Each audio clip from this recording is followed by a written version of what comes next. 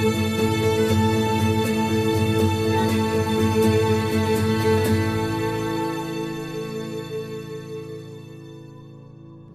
noite, meu irmão, boa noite, minha irmã, graça e paz a todos. Amado, eu quero desde já dar os parabéns para nossas irmãs, que com a SAF de Cordeiro, eles completaram 71 anos de história nessa cidade, 71 anos de história da Igreja Presbiteriana do Brasil. Muitas diferenças eles fizeram nessa cidade e estão fazendo ainda hoje, proclamando a palavra de Deus nessa região. Eu quero desde já dar os parabéns a todas as SAF, a todas as irmãs que participam dessa SAF, são sócias dessa SAF. Eu quero orar por você nessa noite. Vamos orar? Deus Santo, nós queremos te agradecer, Senhor, pela Sociedade Auxiliadora Feminina desta igreja, a nossa SAF, que pela tua graça completou 71 anos de existência. Senhor, abençoe todas elas. Abençoe, Senhor, a cada irmã. Derrama sua graça sobre a vida dela, sobre esta igreja também. Pai, agora eu te peço, Pai, pela tua palavra aberta, que o Senhor ilumine, Pai, cada irmão nesta noite. Fale aos seus corações, como o Senhor já falou com o coração do teu servo. Nós te louvamos e nós te exaltamos, em nome de Jesus. Amém e amém. Amado, abre sua Bíblia no Salmo 32. Apenas o versículo 1 e o versículo 2. Salmo 32 diz assim: Bem-aventurado aquele cuja iniquidade é perdoada, cujo pecado é coberto. Bem-aventurado o homem a quem o Senhor não atribui iniquidade e cujo espírito não há dolo. Eu quero nesta noite trazer a mensagem para o seu coração, no Salmo 32. Mas antes eu quero explicar um pouco sobre este salmo. É um salmo de sabedoria, é tanto um dos grandes salmos penitenciais. Acredita-se que este salmo, bem como o Salmo 51, teve como inspiração uma resposta de Davi a Deus após o seu infame caso com Betseba, registrado lá em 2 Samuel, capítulo 11. Uma das marcas de integridade da Escritura é que tanto as fraquezas quanto os triunfos dos seus personagens são ali relatados. A estrutura desse salmo nós podemos mostrar o seguinte: do versículo 1 ao versículo 2 vai mostrar o louvor de gratidão pela bênção. No versículo 3 e o versículo 5, ele é o relato da angústia do salmista antes de confessar a Deus pelos seus pecados. Versículo 6 e o versículo 7 é a lição para todos, com base na experiência do salmista com o Senhor. Versículo 8, o versículo 9 é o oráculo do Senhor falando sobre a vida reta. E os dois últimos versículos, o versículo 10 e o versículo 11, é o louvor final ao Senhor por sua misericórdia. O Salmo 32, amado, o salmista nos mostra a importância e o poder da confissão. Ele diz, lá no Salmo 32, enquanto eu mantinha escondidos os meus pecados, o meu corpo definhava de tanto gemer. E no versículo 1, que é o versículo básico que nós vamos trabalhar nesta noite, é o versículo que nos mostra 3 grandes lições. Diz assim: bem-aventurado aquele cuja iniquidade é perdoada e cujo pecado é coberto. Karl Menninger diz que a sociedade atual perdeu a consciência do pecado e da culpa. Segundo ele, essa recusa para reconhecer o seu pecado e a culpa é a raiz de inúmeros problemas mentais, morais e sociais. A Bíblia ensina que o salário do pecado é a morte espiritual, morte física e eterna. Thomas Watson diz que o pecado é o ventre da nossa tristeza, é o túmulo do nosso consolo. O pecado é o tirano que arruína e destrói o homem. Thomas Anders diz que o pecado é a força da morte e a morte da força. Então, a mensagem de hoje, a mensagem desta noite, é sobre a felicidade de ser perdoado. Então, nesta noite, o nosso tema é alegria de quem recebe o perdão. É o tema nesta noite. Alegria de quem recebe o perdão. Primeira lição que nós vemos aqui diz assim: a felicidade.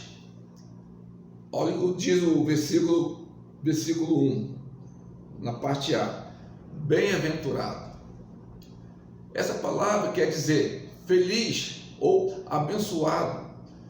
Ela denota tudo de bom que podemos desfrutar da parte de Deus. A confissão a Deus do nosso pecado é o único caminho para a liberdade. Apenas Ele tem o poder de não só perdoar, mas também como de justificar. Percebemos que aquele que for perdoado deve alegrar-se em Deus.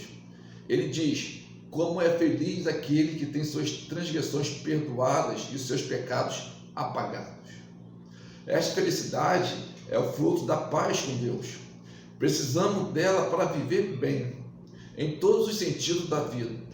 Portanto, amados, quando precisar de perdão, clame a Deus, busque a Deus, Ele com certeza lhe ajudará. João Calvino, ele diz que a felicidade dos homens consiste unicamente, exclusivamente no gracioso perdão dos seus pecados. Segunda lição que nós vemos desse versículo 1 do Salmo 32 é saber o que é o pecado. Pecado é iniquidade, substantivo masculino que significa transgressão ou rebelião. Trata-se de uma rebelião contra Deus e suas leis. Lá em Isaías 58, versículo 1 diz isso. É pecado, amado. Isso significa ofensa, o grande pecado contra Deus. O salmista Davi sabia o que é pecado, mas reconhecia que o seu pecado era diretamente contra Deus e a procedência do seu pecado. Olha o que ele relata lá em Salmo 51, versículo 3 e o versículo 5. Salmo 51, versículo 3 e o versículo 5, ele diz: pois eu conheço as minhas transgressões, e o meu pecado está sobre diante de mim. Pequei contra ti somente, e fiz o que é mal perante os teus olhos, de maneira que será tido por justo o teu falar e puro o teu julgar. Versículo 5: eu nasci na iniquidade, e em pecado me concedeu minha mãe. Então, o salmista Davi, ele sabia o que é pecado. Ele reconhecia o seu pecado diretamente contra Deus. O pecado, ele nos afasta de Deus. Isaías 59, versículo 2, é muito conhecido, ele diz assim: mas a vossa iniquidade faz separação entre vós e o vosso Deus. Os vossos pecados encobrem o seu rosto de vós, para que vos não ouçam. Terceira lição desta noite é o que é perdão. Nós vimos o que é pecado. Agora, o que é perdão? A palavra perdoada significa tirar a culpa de alguém e levar para longe.